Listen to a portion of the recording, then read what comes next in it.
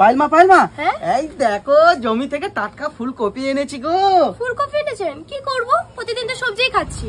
আরে বাবা সবজি খেলে হবে, দাঁড়াও আমি এনেছি তো। এই দেখো পুকুরের টাটকা কাতলা মাছও আছে গো। এই বাবা, তাহলে তো পুরো জমে যাবে। তাহলে চলো আজকে জমি টাটকা ফুলকপি দিয়ে মাছটা হেভি করে রান্না করি। পুকুরের টাটকা কাতলা মাছ সেই লাগবে তো।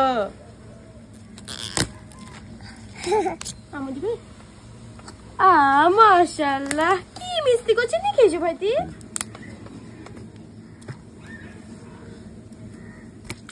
প্রথম পানি দিয়ে একটু ভিজিয়ে দিই।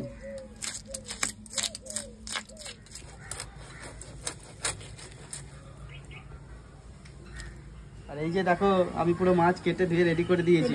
হ্যাঁ, তাহলে চলো প্রথমে মাছটাই ভেজে নিই। হ্যাঁ, মাছগুলো ভেজে নাও। হলুদ গুঁড়ো, লবণ, এই যে লবণ হলুদ মাখিয়ে নিয়েছি। এবার চলো মাছগুলো ভেজে নিই। আজকে তো শুধু মাছ ভাজলে হবে না, ফুলকপি আর আলুটা ভাজতে হবে।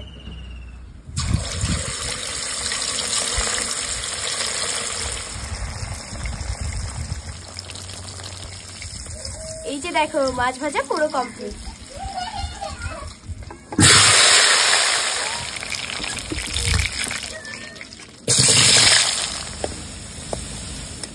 গোটা মশলার মধ্যে আছে এলাচ, দারচিনি আর তেজপাতা।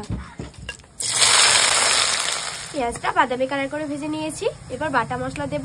বাটা মশলার মধ্যে রয়েছে জিরে, ধনে, শুকনো লঙ্কা আর আদা রসুন। হলুদ গুঁড়ো, স্বাদ মতো লবণ, লঙ্কা গুঁড়ো। মশলাটা তেল ছাড়া অবধি ভালোভাবে কষে নিয়েছি। এবার টমেটো কুচি দেব, ভেজে রাখা আলু আর ফুলকপি,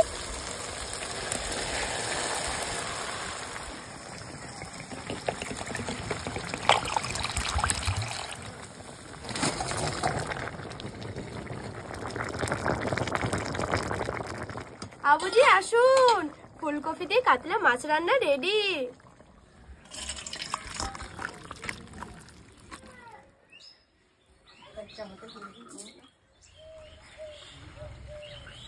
বিসমিল্লাহ বিসমিল্লাহ বিসমিল্লাহ। খাও।